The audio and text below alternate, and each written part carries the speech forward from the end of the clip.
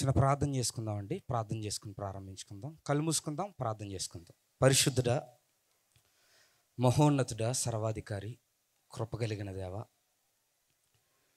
ఈ రాత్రికాల సమయంలో ఈ సభను మీరు సిద్ధపరిచిన విధానాన్ని బట్టి కృతజ్ఞతలు తండ్రి. ఇప్పటి వరకు మీ దాసుని మీ ఆత్మతో నింపి ముందుకు నడిపించారు తండ్రి. ఈ సమయంలో కూడా మరికొన్ని సంగతులను మేమందరం కలిసి ఆలోచన చేయుచుండగా, ఏ మాటలైతే ఈ రాత్రి మీరు సూటిగా మాట్లాడడానికి ఇష్టపడుతున్నారో ఆ మాటలతో మమ్మల్ని అందరినీ పురికొల్పండి. మేము మీ కొరకు నిలబడాలి, ఉన్నతంగా తీర్చిదిద్దబడాలి. అట్టి ఆత్మను మా యందుంచి ఈ రాత్రి తండ్రి ఆ తీవ్రతతో మమ్మల్ని అందరినీ కూడా పురికొల్పమని కోరుకుంటూ, మరొకసారి మీ ఆత్మ సహాయాన్ని కోరుకుంటూ యేసు ప్రభుల వారి నామంలో ఈ ప్రార్థనను అడిగి వేడుకొని ప్రార్థిస్తున్నాను పరమ తండ్రి, ఆమెన్. మరొకసారి కూడి వచ్చిన మీకు అందరికీ క్రీస్తు వారి పేరట నా హృదయపూర్వకమైనటువంటి వందనములను తెలియజేస్తున్నానండి. దేవుడు అనుగ్రహించిన ఈ సమయంలో కొన్ని మాటలు నేను అందించి మరల సమయాన్ని అప్పగిస్తాను. తర్వాత సేవకులు మరికొన్ని మాటలతో ఈ సభను ముందుకు నడిపిస్తారు. ముఖ్యంగా ఈరోజు మీకు అందరికీ తెలిసినట్టుగా ప్రవీణ్ పగడాల గారు, ఆయన గతించిన సంవత్సరం ఇదే నెలలో ఈ ప్రాంతానికి వచ్చి వాక్యాన్ని వివరించడం జరిగింది. ఆయనని జ్ఞాపకం చేసుకుంటూ నిర్వహించబడినటువంటి సభ ఇది. అయితే ఆయనని జ్ఞాపకం చేసుకోవడం వలన మనకి ఏమొస్తుందో ఈరోజు ఈ వర్తమానం ద్వారా కొన్ని విషయాలను మీ ముందు పెడతాను. ప్రపంచంలో చాలామంది బ్రతుకుతారు, కానీ ఆ ప్రపంచంలో ప్రభు కొరకు పోరాడిన వారు మాత్రము చరిత్రలో అలా నిలిచిపోతారు. బైబిల్లో కూడా చాలామంది గురించి రాయబడ్డాయి.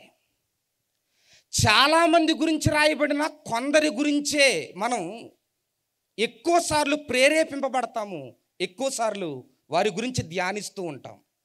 ఎందుకంటే వారు మనలను ఆకర్షించినటువంటి విధానం అలాంటిది. అయితే ఈరోజు ఒక సేవకుని యొక్క మరణము లేదా దేవునిలో పరితాపము కలిగి ప్రభువునొద్దకు చేరిపోయినటువంటి వారి మరణము మన జీవితాలకు ఏం నేర్పిస్తుంది అన్న దాన్ని మీ ముందు పెట్టే ప్రయత్నం చేస్తాను. ఈరోజు ఇక్కడ కూర్చున్న మనం అందరం కూడా క్రైస్తవులు. ఈరోజు మన జీవితం ఎలా ముందుకు కొనసాగుతుంది అని అడిగితే, ఒకవేళ మీ దగ్గర మైక్ పెట్టి నేను అడిగితే, ఏంటోనండి జీవితం, పడుతున్నాం లేస్తున్నాం, ఈ సందిగ్ధాల మధ్యలో ఎలా నిలబడాలో మాకు తెలియట్లేదు, ఈ పోరాటాలను ఎలా ఎదుర్కోవాలో తెలియట్లేదు, మా జీవితంలో దేవుడు అనుకున్నట్టుగా బ్రతకాలనుకుంటున్నాం కానీ బ్రతకలేకపోతున్నాం, ఈ పోరాటంలో పడుతూ లేస్తూ ఏంట్రా ఈ జీవితం అనుకుంటున్నాం. అవునంటారా కాదంటారా? అవునా కదా చెప్పండి. అవును. మరి క్రైస్తవ జీవితం అంటే ఇదేనా? ఒకవేళ ఈరోజు ఈ రాత్రి నేను మాట్లాడుతున్న మాటలు విన్న తర్వాత మీలో కొంతమంది కనిపించవచ్చు, నేను దేవుని కొరకు ఈ రోజు నుంచి నిలబడిపోవాలి అన్న ఆలోచన, ఉద్రేకత ఈరోజు కొంతమందిలో రావచ్చు. మరికొంతమందిలో ఈ దేవుని కొరకు నిలబడడం అనేది ఒక పెద్ద ప్రాసెస్, నా వల్ల అవుతుందా అనే ప్రశ్న వచ్చేవారు కూడా ఉంటారు. కానీ రాత్రి ప్రభు ప్రేరేపించిన వాటిని మీ ముందు పెట్టడం నా బాధ్యత కాబట్టి వాటిని అలాగే మీ ముందు పెట్టి నేను ముందుకు కొనసాగుతాను. క్రైస్తవ జీవితం ముఖ్యంగా 3 లెవెల్స్లో ముందుకు వెళ్ళాలి. చెప్పండి, ఎన్ని లెవెల్స్? 3 లెవెల్స్. ఈరోజు ప్రవీణ్ పగడాల గారు చనిపోయారు అని అంటున్నాం. ఆయనకంటే ముందు చాలామంది చనిపోయిన వారు ఉన్నారు. బైబిల్ గ్రంథంలో కూడా దేవుని కొరకు నిలబడి దేవుని కొరకు చనిపోయిన వారు చాలామంది ఉన్నారు. అయితే ఒక వ్యక్తి చనిపోయే ముందు కలిగి ఉండవలసినటువంటి లెవెల్ ఏంటి? 3 లెవెల్స్ అని చెప్పాను. ఏంటా 3 లెవెల్స్? ఈ 3ంటిని మీ ముందు పెట్టి నేను ఈ రాత్రి ముగించేస్తాను. దానిలో మొదటిది మొదటిది ఏంటంటే ఆత్మ నడిపింపు అని చెప్పింది బైబిల్. చెప్పండి ఏంటి? ఆత్మ నడిపింపు. ఈరోజు లోకములో మనం ఉన్నప్పుడు, లోకములో దురాత్మల చేత కొట్టుమిట్టులాడినప్పుడు, లౌకిక ఆత్మ ద్వారా అనేకమైనటువంటి పాపాలలో మనం మునిగిపోయినప్పుడు, ఆ లోకాత్మలో కూరుకుపోయినప్పుడు పాపాన్ని వ్యతిరేకించకుండా, పాపాన్ని అసహించుకోకుండా మన జీవితం ముందుకు కొనసాగిపోయింది. కానీ ఎవరో ఒక సేవకుడు, లేదా దేవుడు, లేదా ఒక సువార్థికుడు ఎవరో నీ జీవితం ఏంటి అని ప్రశ్నించి సువార్తను తీసుకొచ్చినప్పుడు నేను పాపిని అని గ్రహించాం. మనమంతా కూడా నేను పాపిని అని ఎప్పుడైతే గ్రహించామో, నువ్వు పాపివైతే నిన్ను పరిశుద్ధపరచడానికి పరిశుద్ధుని నేనున్నాను అని ప్రభు ఆయన ముందుకు వచ్చినప్పుడు ఆ ప్రభువును స్వీకరించి మనం అందరం కూడా ఈరోజు తేజోవాసుల సహవాసంలోనికి చేర్చబడ్డాం. బాప్తిస్మం తీసుకున్న తర్వాత మనకేమొచ్చింది? పరిశుద్ధాత్ముడు వచ్చాడు. చెప్పండి, ఎవరు వచ్చారు? పరిశుద్ధాత్ముడు. బాప్తిస్మం తీసుకోకముందు, తీసుకున్న తర్వాత తేడా ఏంటి? తీసుకోకముందు లౌకికాత్మలో ఉన్నాము, తీసుకున్న తర్వాత పరిశుద్ధాత్మలో ముందుకు వెళుతున్నాం. ఈరోజు నేను ఒక క్వశ్చన్ అడుగుతాను. పరిశుద్ధాత్మ లేకుండా ఈరోజు ఒక క్రైస్తవుడు ఏదైనా చేయగలడా? సువార్తను ప్రకటిస్తాం. ఎవరికైనా మనం సువార్తను ప్రకటించేస్తే మారిపోతారా? నేను ఎప్పుడు చెప్తా ఉంటాను, ఒక వ్యక్తిని నిలబెట్టి నేను సువార్తను మాట్లాడుతుంటే, నా నోరు ఆ వ్యక్తితో మాట్లాడుతుంటే, ఒకవేళ నాలో పరిశుద్ధాత్ముడు ఉంటే ఆ పరిశుద్ధాత్ముడు అవతలి వ్యక్తి యొక్క హృదయంతో మాట్లాడతాడట, అప్పుడు మారతాడు. నా నోరు ఆ వ్యక్తితో మాట్లాడుతుంటే నా హృదయములో ఉన్నటువంటి పరిశుద్ధాత్ముడు ఆ వ్యక్తి యొక్క హృదయముతో మాట్లాడాలి. అప్పుడు ఏమొస్తుంది? మార్పు వస్తుంది. అదే మాట్లాడే నాలోనే పరిశుద్ధాత్ముడు లేకపోతే కార్యం జరుగుతుందా? అదే అన్నాడు బైబిల్లో. వాక్యము ఎలాంటిది అన్నాడు? సుత్తె లాంటిది అన్నాడు. చెప్పాను అంతకుముందు. ఎలాంటిది అన్నాడు? సుత్తె లాంటిది. మరి సుత్తె లాంటి వాక్యాన్ని ఎవడ పట్టుకోవాలి? సుత్తె లాంటోడే పట్టుకోవాలి, సుత్తిగాడు పట్టుకోకూడదు. అంతేనా? సుత్తె లాంటోడు పట్టుకుంటే ఆ సుత్తె అవతలి వాడి యొక్క హృదయాన్ని ఏం చేస్తుంది? పగలగొట్టేస్తుంది. ఈరోజు నా జీవితంలో నేను ప్రభువులో ముందుకు కొనసాగాలన్నా, పాపాన్ని వ్యతిరేకించాలన్నా, పాపపు ప్రభావం నా మీద పడకుండా పవిత్రమైనటువంటి జీవితాన్ని జీవించాలన్నా, ఇదంతా జరగాలంటే నాలో ఉండాల్సిందేంటో తెలుసా? ఆత్మ యొక్క నడిపింపు నాకు ఉండాలి. ఇప్పుడు ఓపెన్ చేద్దాం రోమీలకు రాసిన పత్రిక. ఇదే విషయాన్ని చాలా వివరణాత్మకంగా అపోస్తలుడైనటువంటి పౌలు గారు రోమీలకు పత్రిక రాస్తూ వివరించాడు. కొన్ని మాటలు చూద్దాం త్వరగా. రోమీలకు రాసిన పత్రిక 8వ అధ్యాయం. రోమీలకు రాసిన పత్రిక 8వ అధ్యాయం. ఒకసారి 2వ వచనం నుంచి చూడండి. ఒకసారి, క్రీస్తు యేసునందు జీవమునిచ్చు ఆత్మ యొక్క నియమము పాప మరణముల నియమము నుండి నన్ను విడిపించునని మాట్లాడుతూ 13వ వచనం చూడండి. 13వ వచనం, మీరు శరీరానుసారముగా ప్రవర్తించిన ఎడల చావవలసిన వారయ్యుందురు గాని ఆత్మచేత శరీర క్రియలను చంపిన ఎడల. దేని చేత? శరీర క్రియలను చంపాలంటే ఎవరుండాలి? ఆత్మ. శరీర క్రియలను నాశనం చేయాలంటే ఎవరుండాలి? అంటే పరిశుద్ధాత్మ మనలో లేకుండా శరీర క్రియలను మనం ఎవరు చంపలేము. ఇంకా ఎక్కువ మాట్లాడితే అదే పౌలు గారు, ఇంటికి వెళ్ళిన తర్వాత చదవండి, నాకు టైం లేదు. పరిచర్య చేయాలన్న ఆత్మ కావాలంట. ప్రభు కొరకు ఉన్నతంగా నిలబడి అనేకులను ప్రభు చెంతకు లాగేయాలన్నా ఏం కావాలి? ఆత్మ కావాలి.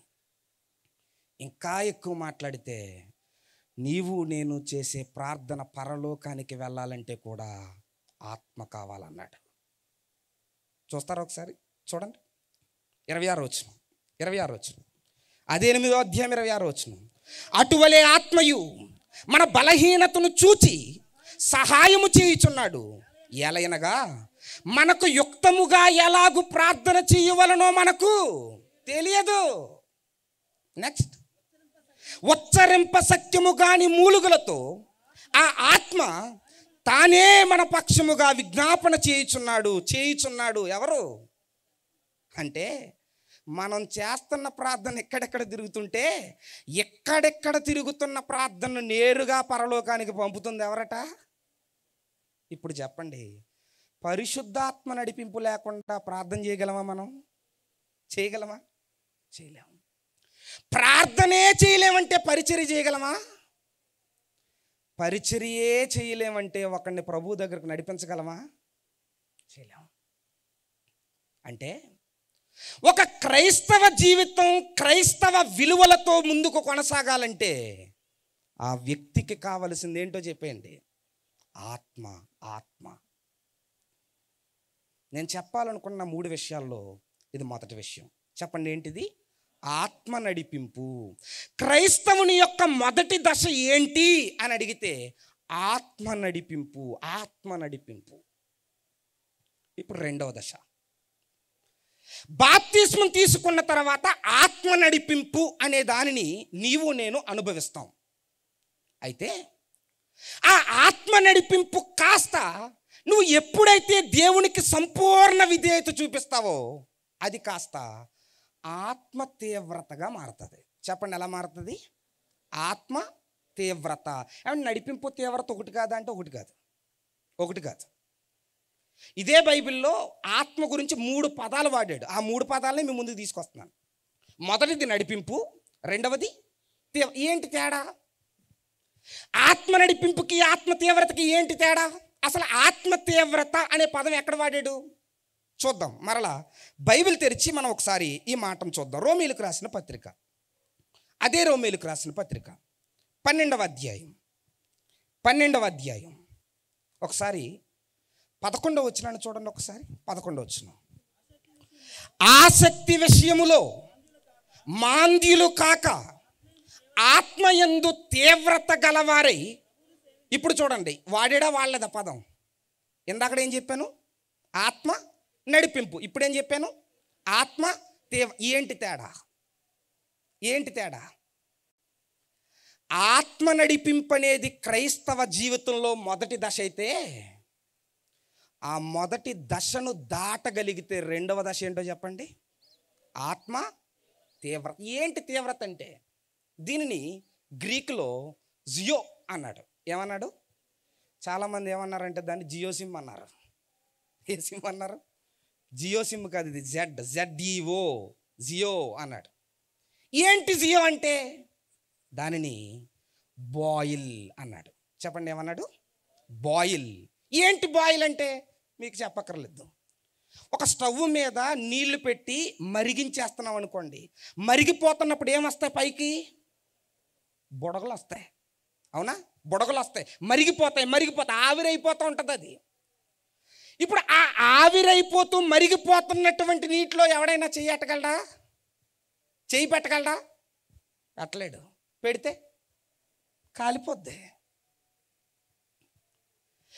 ఆత్మ నడిపింపు అనేది నీ జీవితంలోనికి వచ్చినప్పుడు ఆత్మ నడిపింపు గనక నువ్వు లోబడి విధేయత చూపించి, ఆత్మ నువ్వేం చెబితే అదేనయ్యా నా జీవితం అని ఎప్పుడైతే నువ్వు తలదించుతావో అప్పుడు ఆ ఆత్మ ఏం చేస్తుందో తెలుసా? మొదటి దశలో పాపం నీలోనికి వస్తుంటే నీలోనికి వస్తుంది జాగ్రత్త అని చెబుతుంది. రెండవ దశలో పాపం నీలోనికి వస్తుంటే మరిగిపోతా ఉంటావు కదా. బాయిల్ అన్నాడు కదా, తీవ్రత అన్నాడు కదా. నువ్వు మరిగిపోతూ ఉంటున్నావు, నీ కింద నిప్పు ఉంది. ఆ నిప్పే పరిశుద్ధాత్మ. ఆ పరిశుద్ధాత్మ అనే నిప్పు నిన్ను మరిగిస్తుంటే పాపం నీలోనికి రావాలంటే కాలిపోతాదేమో అన్న భయంతో వెనక పరిగెడుతుంది. అర్థమైందా మీకు? దానిని అన్నాడు తీవ్రత అన్నాడు. తీవ్రత. పాత నిబంధనలో ఒక సందర్భం ఉంటుంది. ఈరోజు చాలామంది ఏమంటారంటే, బ్రదరు మేము సన్నిధిలో ఉన్నప్పుడు పాపం చేయట్లేదు కానీ ఫలానా ప్లేస్లోకి వెళ్తే పాపం చేస్తున్నామండి అంటారు. ఎందుకో తెలుసా? నీవు ఆత్మ యొక్క నడిపింపులో ఇంకా పడతాలేస్తూ ఉన్నావు కానీ తీవ్రతలోనికి ఇంకా రాలేదు. ఒకవేళ వస్తే ఎలా ఉంటుందండి? పాత నిబంధనలోకి వచ్చినాన్ని చూపించాడు, అది చూపిస్తాను. చూడండి ఒకసారి. సంఖ్యాకాండము 11వ అధ్యాయము 26వ వచనాన్ని చూడండి ఒకసారి. సంఖ్యాకాండము 11వ అధ్యాయము 26వ వచనాన్ని చూద్దాం. ఆ మనుషులలో ఇద్దరు పాలెములో నిలిచియుండిరి. వారిలో ఒకని పేరు ఎల్దదు, రెండవ వాని పేరు మెదాదు. వారి మీద ఆత్మ నిలిచియుండెను. ఇప్పుడు చూడండి, ఏంటి సందర్భం? ఇశ్రాయేలీలు మాంసం కోసం ఏడ్చినటువంటి సందర్భం ఇది. ఆ మాంసం కొరకు ఏడిస్తే దేవుడు అన్నాడు, వీరు తినలేనంత మాంసాన్ని ఇస్తానన్నాడు. ఆయన ఇచ్చాడు. ఆ తర్వాత మోషే గారికి ఒక మాట చెప్పాడు, కొంతమందిని పక్కకు పెట్టు భక్తి కలిగిన వారిని అని చెబితే ఒక 70 మందిని పక్కన పెట్టాడు. ఆ 70 మందిలో ఒక ఇద్దరు పాలెము లోపల ఉన్నారు, మిగిలిన వాళ్ళందరూ పాలెం వెలుపటున్నారు, మిగిలిన వాళ్ళందరూ పాలెం లోపల ఉన్నారు. ఇప్పుడు ఈ 70 మంది మీదకి ఆత్మ వచ్చింది. అదే సందర్భం. ఇప్పుడు చదవండి మరలా 25వ వచనం. యెహోవా మేఘములో దిగి అతనితో మాట్లాడి అతని మీదకు వచ్చిన ఆత్మలో పాలు 70 మంది పెద్దల మీద ఉంచిన. ఎవరి మీదకి వచ్చిన ఆత్మలో? మోషే గారి మీదకి వచ్చిన ఆత్మలో. ఒక మాట చెప్పి నేను ముందుకెళ్ళిపోతాను. మోషే గారి మీదకి వచ్చిన ఆత్మలో ఎవరికి షేర్ అవుతుంది? పక్కనున్న నీవు అనుసరిస్తున్న సేవకుడు ఆత్మ కలిగినోడైతే ఆ సేవకుని సరిగా నువ్వు అనుసరించగలిగితే సేవకుని మీద ఉన్నటువంటి ఆత్మ నీ మీద కూడా దిగుతుంది. మోషే గారు నమ్మకమైనడు, ఆత్మ తీవ్రతలో కొట్టిమిట్టలాడుతున్నాడు. అందుకే మోషే గారి మీదకి దిగిన ఆత్మ ఎవరి మీదకి వచ్చింది? ఆ 70 మంది మీదకి వచ్చింది. చదవండి, తర్వాత చదవండి. వారు ప్రవచించరు కానీ మరలా ప్రవచించలేదు. ఆ మనుషులలో ఇద్దరు పాలెములో నిలిచి ఉండిరి. వారిలో ఒకని పేరు ఎల్దాదు, రెండవ వాని పేరు మెదాదు. వారి మీద ఆత్మ నిలిచి ఉండెను. వారు రాయబడిన వారిలోనూ ఉండి వారు గుడారమునకు వెళ్ళక తమ పాలెములోనే ప్రవచించిరి. చూడండి, 70 మందిలో ఇద్దరు ఎక్కడున్నారు? పాలెములో. మిగిలిన వాళ్ళు ఎక్కడున్నారు? బయట. ఇప్పుడు మీరు అనొచ్చు, ఏమంటే పాలెములో ఉన్నోడి మీద కూడా ఆత్మ ఉంటుందా? ఆత్మ ఉంటుందా? ప్రవచిస్తారా? కానీ ఇక్కడ అన్నాడు, పాలెము బయట ఉన్నోళ్ళు పాలెము లోపల ఉన్నా, పాలెం బయట ఉన్నా పాలెం లోపల ఉన్నా, నువ్వు ఎక్కడున్నావు అన్నది పక్కన పెట్టేస్తే ఆత్మ నీలో ఉంటే ఏం చేస్తావు అన్నాడు? ప్రవచిస్తావు. ఆత్మ నడిపింపు నీకుంటే, ఆత్మ తీవ్రత నీకుంటే నువ్వు ఎక్కడున్నావు అన్నది కాదు, ఎక్కడున్న పాపాన్ని ఎడంకాలతో తొక్కేస్తావు. అదే చెప్పాడా లేదా? అదే. ఈరోజు నేను అడుగుతున్నాను ఒక క్వశ్చన్. ఈరోజు ఆత్మలో, ఆత్మ స్థాయిలో మీరు ఏ స్థాయిలో ఉన్నారు? నేను ఏ స్థాయిలో ఉన్నాను? ప్రశ్నించుకోవాల్సిన బాధ్యత మనదే. ఆత్మ నడిపింపులో ఉన్నావా? లేకపోతే ఇంకా ఆత్మ నడిపింపులో కూడా సగం సగం కొట్టిమిట్టులాడుతున్నావా? సగం క్రైస్తవ జీవితం, సగం లోకానుసారమైనటువంటి జీవితం, లోకములో ఉన్న వాటిని విడిచిపెట్టకుండా సగం అటు తూలుతూ ఇటు తూలుతూ నీ జీవితాన్ని ముందుకు కొనసాగిస్తున్నావా?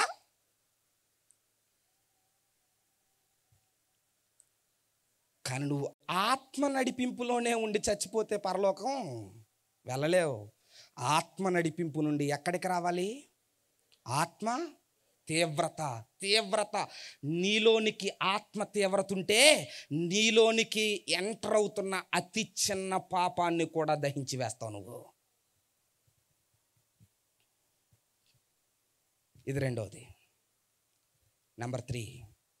మొదటిది చెప్పండి ఏంటి? ఆత్మ నడిపింపు. రెండవది ఆత్మ తీవ్రత. మూడవది ఆత్మ పరితాపం. ఈ మూడు ఒకటి కదా? కాదు. ఎక్కడ మాట్లాడాడు ఆత్మ పరితాపం గురించి? చూద్దాం. అపోస్తలుల కార్యములు 17వ అధ్యాయం. నేను చదువుతాను ఈ మాట. అపోస్తలుల కార్యములు 17వ అధ్యాయం 16వ వచనాన్ని ఒకసారి నేను చదువుతాను వినండి. 16వ వచనం. పౌలు ఎథెన్సులో వారి కొరకు కనిపెట్టుకుని ఉండగా ఆ పట్టణము దురవస్థతో నిండియుండుట చూచినందున అతని ఆత్మ పరితాపము పట్టలేకపోయెను. చెప్పండి, ఏం పట్టలేకపోయింది? ఇందాక ఏం చెప్పాను నేను? తీవ్రత. ఇప్పుడేం చెబుతున్నాను? పరితాపం. ఏంటి తేడా? ఏంటి తేడా? ఏవీ లేదు, సింపుల్గా అర్థమయ్యేలా చెప్తాను చూడండి. ఆత్మ తీవ్రత అంటే నీలోనికి వస్తున్నటువంటి పాపాన్ని చంపేయడం ఆత్మ తీవ్రత. ఆత్మ పరితాపం అంటే నీ పక్కనోళ్ళలోకి వస్తున్న పాపాన్ని చంపేయడం. ఎంతమందికి అర్థమైన చేతులు ఎత్తారు ఒకసారి? అర్థమైందా? ఆత్మ తీవ్రత అంటే నీలో ఉన్న పాపాన్ని చంపేయడం. కానీ ఆత్మ పరితాపం అంటే నువ్వున్న గ్రామంలో, నువ్వున్న కుటుంబంలో, నువ్వున్న సమాజంలో, నువ్వున్న దేశంలో, నువ్వున్న ప్రాంతంలో ఎక్కడ పాపం ఎంటర్ అయితే ఆ పాపం దగ్గర నువ్వు ఎంటర్ అయిపోయి పాపాన్ని తగలెట్టేయడం. దీనినే డెడ్ అండ్ లెవెల్ అంటారు. చెప్పండి, ఏం లెవెల్ అంటారు థియలాజికల్గా? డెడ్ అండ్ లెవెల్కి ఇది అల్టిమేట్. ఒక క్రైస్తవుడు భూమి మీద ఎలా చనిపోవాలి? పరితాపం కలిగి చచ్చిపోవాలి. ఒక క్రైస్తవుడు భూమి మీద ఎలా కన్ను మోయాలి? పరితాపం.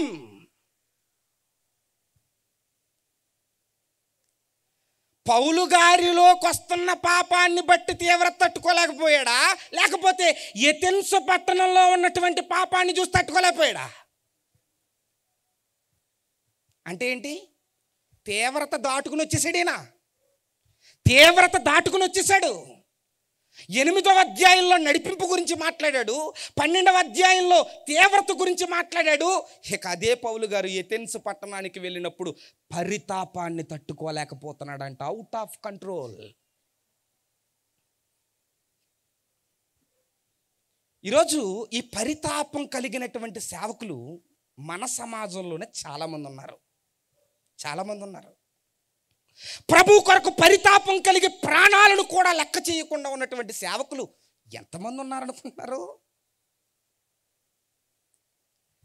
ఈరోజు మనం కళ్ళు పెట్టి వారిని చూడక, పరిశీలించక మన జీవితాలు ఎలా ఉండాలో ఈరోజు మన జీవితాలకు తెలియట్లేదు. తెలుస్తున్నాయా? ఇంకా మొదటి దశలోనే కొట్టిమిట్టులాడుతూ ఉంటుంటే పరితాపం కలిగిన సేవకులకి ఏమనిపిస్తుందో తెలుసా?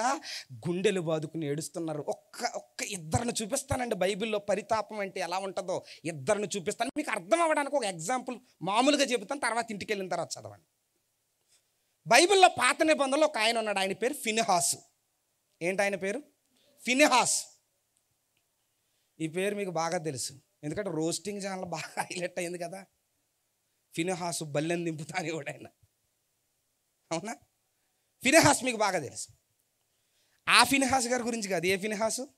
బైబిల్లో ఉన్న ఫినెహాస్. ఈయనలోనికి వస్తున్న పాపాన్ని చూసి ఆయన రియాక్ట్ అవ్వలేదు. ఆయన ఆల్రెడీ తీవ్రత అనే దాన్ని దాటేశాడు. పక్కన ఎవరో వ్యభిచారం చేస్తుంటే వెంటనే ఈట తీసి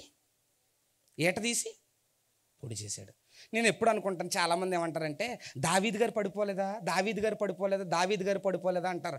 దావీదు గారు దూరంగా ఉన్నటువంటి పాపాన్ని చూసి పడిపోయాడు. ఫినెహాసు గారు పక్కనే పాపాన్ని చూసినా పడిపోలేదు. మరి ఈయన ఎందుకు ఎగ్జాంపుల్ తీసుకోకూడదు? ఆలోచించండి. పాపం అనేది పక్కనున్న వారిలో ఎంటర్ అవుతుంటే తట్టుకోగలిగాడు ఆ ఫినెహాసు. ఏం చేశాడు? ఈట తీశాడు, పొడి చేశాడు. అప్పుడు దేవుడు అన్నాడు, నేనెక్కడ నొచ్చుకుంటానో ఫినెహాసు అక్కడ నొచ్చుకుంటాడు, అందుకే నాకు ఇష్టడు అన్నాడు. ఇదే బైబిల్లో ఇంకొక ఆయన ఉన్నాడు. ఆయన ఏం చేశాడో మీరు చూడండి. చూపించే ముందు ఒక మాట అడుగుతాను. ఇక్కడ చాలామంది సహోదరులు అందరూ, అన్నలు, పెద్దలు అందరూ కూర్చున్నారు. ఒకసారి ఇక్కడ మనం కొంతమంది షేవింగ్ చేసేసుకుంటారు గడ్డాన్ని, కొంతమంది చేసుకోలేని వాళ్ళు ఉంటే ఈ గడ్డం మీద అలా చేయి పెట్టి ఒకసారి ఇలా లాగండి. లాగారా? నొప్పి వస్తుందా? తట్టుకోగలరా? ఇలా లాగేయగలరా? ఈ గడ్డం మొత్తం ఊడిపోయేలా లాగగలరా? లాగలేరు కదా. చాలా కష్టం కదా, చాలా నొప్పి కదా, తట్టుకోలేం కదా. ఇంకా అంతకంటే నొప్పి ఏది ఉండదు కదా. పెద్ద సర్జరీ అన్న చేసుకోవచ్చు, కానీ మత్తిచ్చుకుని ఇది లాగలేం కదా. కానీ ఇప్పుడు నేను ఒక వచనం చూపిస్తాను, పరితాపం అంటే ఎలా ఉంటుందో ఒకసారి చూడండి. ఎజ్రా గ్రంథం 9వ అధ్యాయము. ఎజ్రా గ్రంథము 9వ అధ్యాయము. ఒకసారి 3వ వచనాన్ని చూద్దాం ఒక్కసారి. 3వ వచనం, ఎజ్రా గ్రంథము 9వ అధ్యాయము 3వ వచనాన్ని చూడండి. నేను ఈ సంగతులు విని నా వస్త్రమును పై దుప్పటిని చింపుకొని నా తల వెంట్రుకలను నా గడ్డపు వెంట్రుకలను పెరికి వేసేసుకోవడం అంటే ఇది నేను లాగుతుంటే నేను పట్టుకుని లాగట్లేదు, లాగితే నొప్పి వస్తుందని. మరి ఎజ్రా గారు అలా చేశారు ఏమో, నేను చేసి చూపించలేను, అది ఆ నొప్పి తట్టుకోలేను. ఇప్పుడు అడుగుదాం, ఎజ్రా గారు మీరు గడ్డం పీక్కోవడం అనేది చాలా నొప్పి వస్తుందండి, మీరు ఎందుకు పీక్కున్నారండి? ఎందుకంటే జుట్టు అన్నా కొంచెం పీకేసుకోవచ్చు, మనకు తెలియకుండానే దువ్వెనతో దూవుతుంటే ఏమవుతుంది, ఊడిపోయిన దాని గురించి బాధపడిపోతాం మనం, అవునా? కానీ ఎజ్రా గారు ఏం చేస్తున్నారు, పని కట్టుకుని జుట్టు లాగేస్తున్నాడట. పని కట్టుకుని గడ్డం ఎందుకయ్యా, ఎందుకు? ఇప్పుడు చెప్పాడు పైన 2వ వచనంలో, 9వ వచనం మొదటి అధ్యాయం నుంచి, 9వ అధ్యాయం మొదటి వచనం నుంచి. ఈ సంగతులు సమాప్తమైన తర్వాత పెద్దలు నా యొద్దకు వచ్చి ఇశ్రాయేలీలను, యాజకులను, లేవీలను, కనానీయులు, హిత్తీలు, పెరిజ్జీలు, యోబుసీలు, అమోరీలు, మోయాబీలు, ఐగుప్తీలు, అమోరీలు అను దేశపు జనుల నుండి తమను తాము వేరుపరుచుకొనక వారు చెయ్యి అసహ్య కార్యములను తామే చేస్తున్నారు. ఏం చేస్తున్నారు వీరు? లోకస్తులతో వేరుపరుచుకోకుండా వీరు వెచ్చలవిడి కార్యాలు చేస్తుంటే ఎజ్రా గారు పరితాపంలోనికి వెళ్ళిపోయి ఏం చేస్తున్నాడు, గడ్డం పీకేసుకుంటున్నాడు. ఒకవేళ ఎజ్రా గారి దగ్గర మైక్ పెట్టి గడ్డం పీక్కోవడం బాధ కదండి అంటే ఆయన ఇచ్చే సమాధానం ఏంటో తెలుసా? ఈ ప్రజలు చెడిపోతున్నారన్న పరితాపం ముందు ఈ గడ్డం పీక్కుంటున్న నొప్పి నాకు తెలియట్లేదని చెప్తాడు ఆయన. తెలియట్లేదు.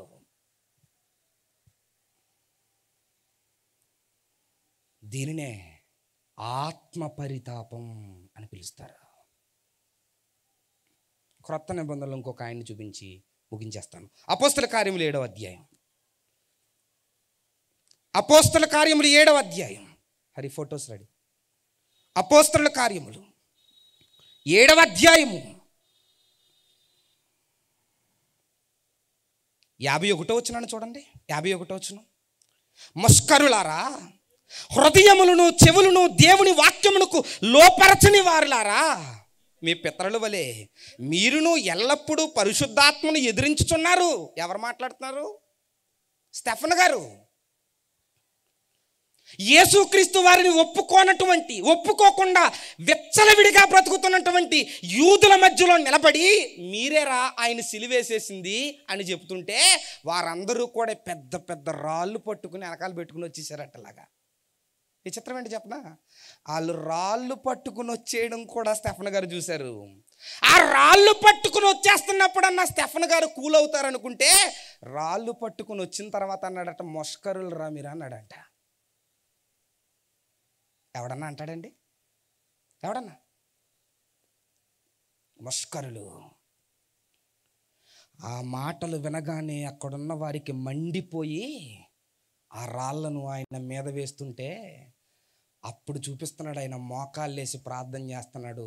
నేను అడుగుతున్నాను క్వశ్చన్ అడుగుతున్నాడు, జాగ్రత్తగా వినండి క్వశ్చన్.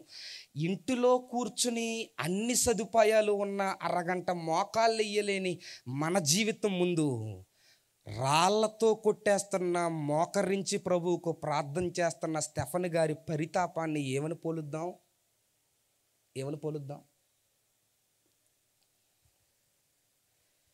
ఆ రాళ్లతో వారు మండిపోయి వారి మీదకి వేసేస్తున్నారు, ఆయన మీదకి. 57వ వచనం, 54వ వచనం, 54. వారి మాటలు విని కోపముతో మండిపడి అతనిని చూచి పండ్లు కొరికిరి. అయితే అతడు పరిశుద్ధాత్మతో నిండి, పరితాపం దేనితో? పరిశుద్ధాత్మతో. పరితాపం పరిశుద్ధాత్మతో నిండిన వాడై ఆకాశం వైపు తేరి చూచి దేవుని మహిమను, యేసు దేవుని కుడిపార్శ్వమందు నిలిచి. మీకు విషయం చెప్పనా? మీకు తెలుసు, స్టెఫను గారు రాళ్ళు తెచ్చేశారు, నన్ను కొట్టేస్తారని తెలిసినా కూడా తగ్గకుండా యేసయ్యను నిరూపించడానికి ఆయన నిలబడి మోకరించి ప్రార్థన చేస్తుంటే, దేవుని సింహాసనం పక్కన కూర్చున్న యేసుక్రీస్తు వారు కూర్చుని ఉన్నాడన్నాడా, నిలబడ్డాడన్నాడా? ఏమయ్యాడు? నిలబడిపోయాడు. అంటే స్టెఫను గారి పరితాపాన్ని చూసి ప్రభు సింహాసనంలో కూర్చోలేకపోయాడు. ఆయన నన్ను నిరూపించడానికి నా కోసం ప్రాణాన్ని లెక్క చేయవా స్టెఫను? చేయను. ఆత్మ పరితాపం ఉంటే ప్రభువును ఒప్పుకోని వాడి దగ్గర ఆత్మ పరితాపం ఏం చేస్తుందంటే ఒప్పించు, అవసరమైతే ప్రాణాన్ని కూడా నువ్వు లెక్క చేయకు. ఇదే సంవత్సరంలో నేను కొన్ని ప్రాంతాలకు మిషనరీగా పంపబడ్డాను. ఆ మిషనరీగా పంపబడినప్పుడు మాకంటే ముందు ఒక బృందం వారు వెళ్ళి ఒక చోట సువార్త చెబితే అక్కడ 3 క్రైస్తవులు, ఒక సేవకుడు. ఎంతమంది? 3 క్రైస్తవులు, ఒక సేవకుడు. పరితాపం అంటే ఎలా ఉంటుందో చెప్తున్నాను. ఆ 3 విశ్వాసులు నేర్చుకున్న సేవకుడు వారికి వాక్యాన్ని చెబుతూ ఉంటున్నాడు. అది నక్సల్స్ ఏరియా, ఎక్కువగా నక్సల్స్ తిరుగుతూ ఉంటారు చాలా. మేము వెళ్ళి ముందు రోజే 7గురిని వేసేసారు అక్కడ, 7గురిని. అది ఏరియా, అది సిగ్నల్ ఉండదు. కొన్ని కాలువలు దాటుకుని వెళ్ళాలి, వాగులు దాటుకుని వెళ్ళాలి, అలాంటి ఏరియా.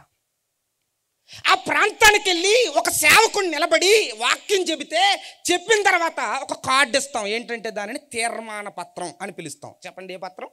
ఆ తీర్మాన పత్రం ఇచ్చి మీలో ఎవరు దేవుని కొరకు నిలబడాలనుకుంటున్నారు అని చెప్పినప్పుడు ఒక ఆవిడ ఆ తీర్మాన పత్రాన్ని ఫిలప్ చేసి ఇచ్చింది. అప్పుడు ఆ సేవకుడు ఆమెను కూర్చోబెట్టుకుని మాట్లాడాడు. ఏమనంటే, మరి నువ్వు ప్రభు కొరకు నిలబడాలనుకుంటున్నావు కదా, ఇక్కడ ప్రభువు నమ్ముకున్న వారిని కొట్టేస్తారు కదా, ప్రభువు నమ్ముకున్న వారిని చంపేస్తారు కదా, ప్రభువు నమ్ముకున్న వారిని ఈడ్చేస్తారు కదా, నిలబడతావా అంటే అప్పుడు ఆవిడ అన్నదట, ఏదేవైనా ప్రభు కొరకు నేను నిలబడతాను అన్నదట.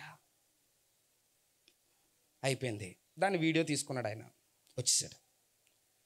వారం రోజుల తర్వాత ఆయన వెళ్ళి వచ్చేసిన వారం రోజుల తర్వాత ఆమె చచ్చిపోయినట్టుగా ఫొటోస్ వచ్చినాయి, ఆయనకి చనిపోయినట్టుగా ఫొటోస్ వచ్చినాయి. ఆయన మొత్తం అలజడైపోయాడు. ఇదేంటి, మొన్న వారం క్రితమే కదా నేను మాట్లాడింది, ఇవి చనిపోవడం ఏంటి అని అలజడైపోతే వెంటనే ఫోన్ చేస్తుంటే కలవదు, అక్కడ ఫోన్ కలవదు, సిగ్నల్స్ ఉండవు. నేను అక్కడికి వెళ్ళాం, సిగ్నల్స్ లేక చచ్చిపోయాం, సిగ్నల్స్ ఉండవు. ఆ సిగ్నల్స్ లేని ప్రాంతంలో మొత్తం మీద ఫొటోస్ వచ్చిన తర్వాత వాళ్ళు కాల్ చేసేదాకా ఈయన ఆగాడు. చేశారు. ఏంటండి ఏమైందండి అని ఈయన అడుగుతుంటే వాళ్ళు అన్నారట, ఏమైందన్నా, ఏమీ లేదు, మొన్న మీరు వచ్చినప్పుడు ఏమడిగారు, ఇక్కడ ప్రభు కొరకు నిలబడతావా, కొట్టేసినా అని అడిగారు కదా. ఆవిడ ఏం చెప్పింది? నిలబడతానని చెప్పింది కదా. అయితే మీరు వెళ్ళిపోయిన తర్వాత ఒక 2 వచ్చారు, పెద్ద తాడు పట్టుకొచ్చారు, కొంచెం లోపలికి తీసుకెళ్లారు. ఆమెను అడిగారు, నువ్వు యేసేను వదిలేస్తావు, వదలవా అంటే వదలను అన్నది.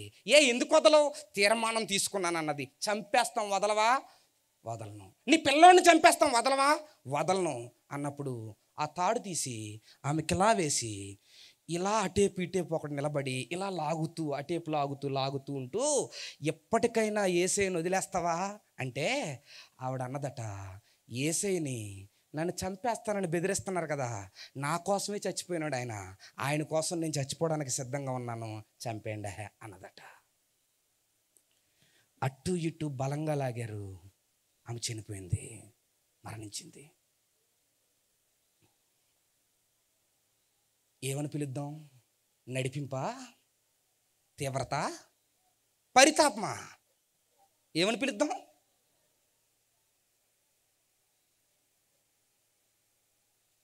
అదే ప్రాంతానికి తర్వాత మేము కొన్ని నెలల తర్వాత మేము వెళ్ళాం. మొన్న నేను వెళ్ళిన వెంటనే కంటి నిండా నీరు కారిపోయింది. ఆమె సమాధిని చూసినప్పుడు ఎంత బాధపడ్డామంటే అంత బాధపడ్డాం. చూస్తారు ఒకసారి ఆమె సమాధి. ఎక్కువ వాళ్ళు ఫోటోలు వేయడానికి పర్మిషన్స్ ఉండవు, కానీ నేను ఒక 2 ఫోటోలు వేస్తున్నాను చూడండి. అదిగో ఆమె శుక్రీ, ఆమె పేరు శుక్రీ. అదిగో శుక్రీ చనిపోయింది. ఆమె తీసే. ఆమె చనిపోయిన తర్వాత ప్రాంతానికి వెళుతుంటే మా గుండెల్లో ఒక ఆందోళన మొదలైంది. ఏంటంటే మేము వెళ్తే అక్కడ ఇంకా ఇద్దరు ఉంటారు. ఆ ఇద్దరిలో ప్రభువా ఎవరినో ఒక్కరిని పట్టుకోవాలయ్యా, ఈవిడ ప్లేస్లో ఆవిడ నిలబడాలి, ఒక్కరినైనా మేము ఆవిడ ప్లేస్లో నిలబెట్టి రావాలయ్యా అని ఆ జీపులో మేము కూర్చుని హృదయ వేదనతో ప్రార్థన చేస్తూ వెళుతుంటే ఎంతమంది ఉంటారు? ముగ్గురు ఉండేవారు. ఒక ఆమె చనిపోయింది. ఎంతమంది ఉండాలి? ఇద్దరు. కానీ విచిత్రం ఏంటంటే ఆమె చనిపోయిన తర్వాత ఆమె ప్లేస్లో 25 మంది నిలబడ్డారు. 25 మంది. 25 మందిలో 15 మంది ప్రభు కొరకు చచ్చిపోవడానుకున్నాం.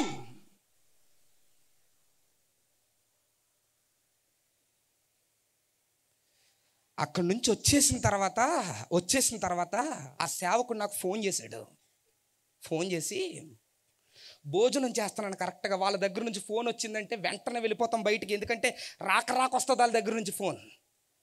మళ్ళీ ఎవరినన్నా వేసేసారేమో అని భయంతో బయటకు వస్తే అప్పుడు ఆ సేవకుడు అన్నాడు, అన్నా మొన్న ఒక ఆమెను చంపేశారు కదా, సమాధి చూశారు కదా, ఫోటోలు దిగారు కదా, విచిత్రం ఏంటో చెప్పనన్నా, ఊరంతా గందరగోళం అయిపోతుందన్న. ఏంటంటే మొన్న రాత్రి ఆమె సమాధి మీద వెలుగు ప్రకాశించిందట.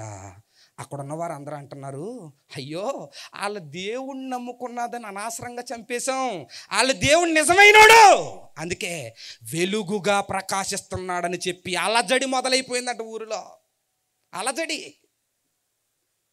అప్పుడు నేను అన్నాను, చనిపోయిన ఆవిడ మామూలు వ్యక్తి అనుకుంటున్నారా? హతసాక్షి. చెప్పండి ఎవరు? హతసాక్షి. ఇస్కరియోతు యోధా కూడా చచ్చిపోయాడు. కానీ పేతురు గారు ఏమన్నారు తెలుసా?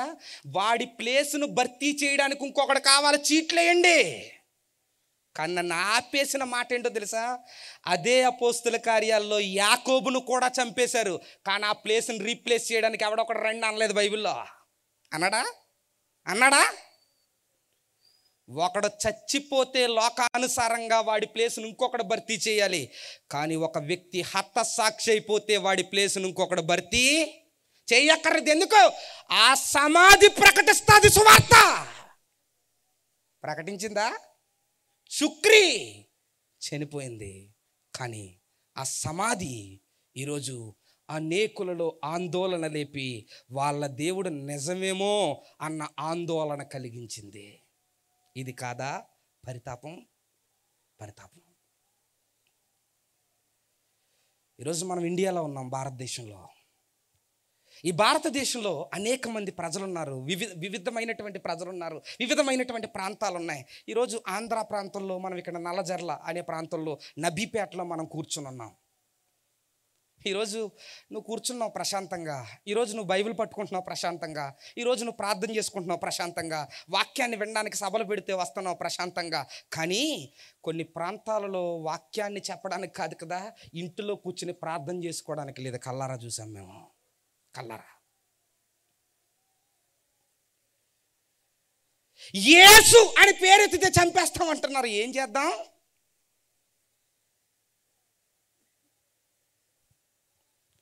ఈరోజు ఆ పరితాపం మనలో ఎందుకు పుట్టట్లేదు? ఎందుకు చచ్చిపోయావు? ఇంకా పాపములోనే వదలకుండా ఎందుకు కొట్టుమిట్టిలాడే స్థితి? నువ్వు ఎప్పుడు నిలబడాలి, ఎప్పుడు తీవ్రత కలిగిన వాడే నీలో ఉన్నటువంటి పాపాన్ని నువ్వు దహించి వేయాలి, ఎప్పుడు పక్కన వారిలో ఎంటర్ అవుతున్న పాపాన్ని నువ్వు కాల్చేయాలి. ఒక్కసారి ఆలోచించు. ఒక ఎజ్రా గారి లాంటి పరితాపం ఈరోజు నీ జీవితంలో, నా జీవితంలో ఎందుకు రావట్లేదు? ఒక స్టెఫను గారి లాంటి పరితాపం నీ జీవితంలో, నా జీవితంలో ఎందుకు రావట్లేదు?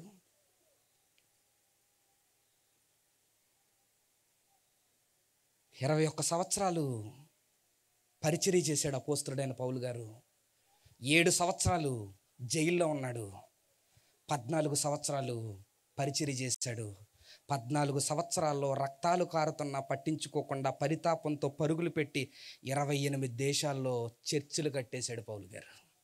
ఎన్ని దేశాల్లో? 28. పరితాపం. ఈరోజు మన ఇండియాలో నమ్ముతారో నమ్మరో, అక్కడికి వెళ్ళొచ్చిన తర్వాత నేను స్టడీ చేస్తే నాకు కనిపించిన ఒక విషయం ఏంటో తెలుసా? మన ఇండియాలో 1000 మందికి స్వార్థ తెలియకపోతే దాన్ని అన్రీచ్డ్ గ్రూప్ అని పిలుస్తారు. అన్రీచ్డ్ గ్రూప్ అంటే 1000 మందికి ఒకడు క్రైస్తవులు లేకపోతే దాన్ని అన్రీచ్డ్ గ్రూప్ అంటారు. అలాంటి గ్రూప్స్ ఈరోజు ఇండియాలో 2500 గ్రూప్స్ ఉన్నాయి. ఎవరు చెబుతారు స్వార్థ? ఎవరు? ఏదో పరితాపం కలిగినటువంటి ఒక 2-3 సేవకులు వెళ్ళి చెబుతారా?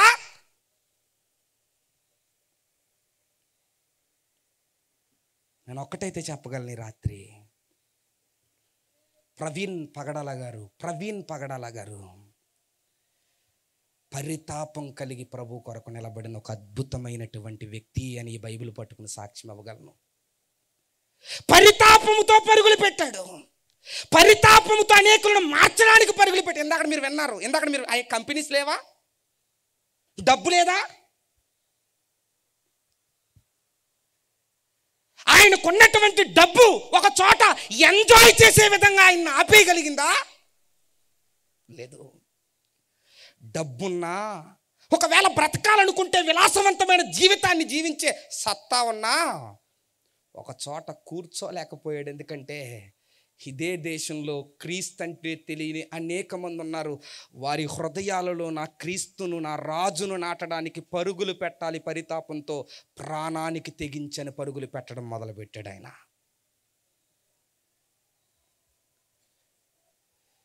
ఈరోజు వాళ్ళ పేర్లు గొప్పగా చెప్పుకుంటున్నాం మనం, వాళ్ళ పేర్లు మాట్లాడితే తలుచుకుంటున్నాం మనం. వాళ్ళ జీవితాల గురించి ఎవరికైనా చెప్పాలంటే మనకంటే బాగా ఎవడు చెప్పలేడు. వాళ్ళ జీవితం గురించి బాగా చెప్పగలిగిన నీవు నీ జీవితం గురించి ఎందుకు బాగా చెప్పలేకపోతున్నావు? ఎందుకంటే పరితాపం నీలో లేదు. పరితాపం ఉంటే ఒక చోట కూర్చోలేవు. పరితాపం ఉంటే నీ జీవితంలో విలాసవంతమైనటువంటి జీవితాన్ని అనుభవించలేవు.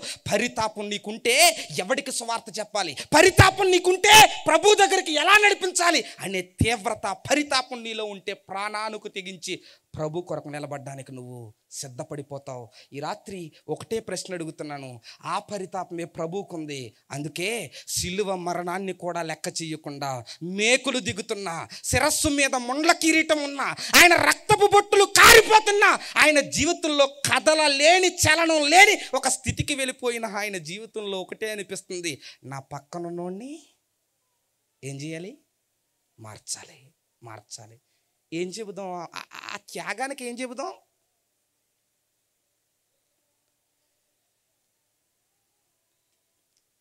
అదే ప్రాంతంలో ముగించేస్తాను. అదే ప్రాంతంలో ఒక ప్రాంతానికి వెళ్ళినప్పుడు ఎంత వేదన కలిగిందో తెలుసండి. చాలా వేదన వచ్చింది. వెళ్ళాం, చాలా కష్టపడి వెళ్తే వాళ్ళు ఒక చెట్ల మీద నివసించే జాతి, వాళ్ళు కుటియా జాతి అంటారు. అది చెట్ల మీద నివసించే జాతి. వాళ్ళకి యేసుక్రీస్తు వారంటే తెలీదు. దగ్గరికి వెళ్ళి రండి సువార్త చెబుతాం అంటే మేము వినం అన్నారు. మేము వినం. ఎందుకు? ఆల్రెడీ అంతకుముందు ఒకరు వచ్చారు, వాళ్ళు సువార్త వింటే చంపేస్తామని చెప్పి జెండా పాతారట. ఏం పాతారు? జెండా. అప్పుడు నాకు అనిపించింది, ప్రభువా ఎంత దౌర్భాగ్యులమయ్యా, ఎంత దౌర్భాగ్యులం. వాళ్ళను రక్షించడానికి, వారి హృదయాలలో నిన్ను గూర్చి నాటడానికి వారికంటే ముందెళ్లకుండా వెనకబడిపోయిన దౌర్భాగ్యులం మేమయ్యా. అప్పుడు రాసుకున్నాను నేను, పరితాపం కలిగిన ప్రయోజనమేమి?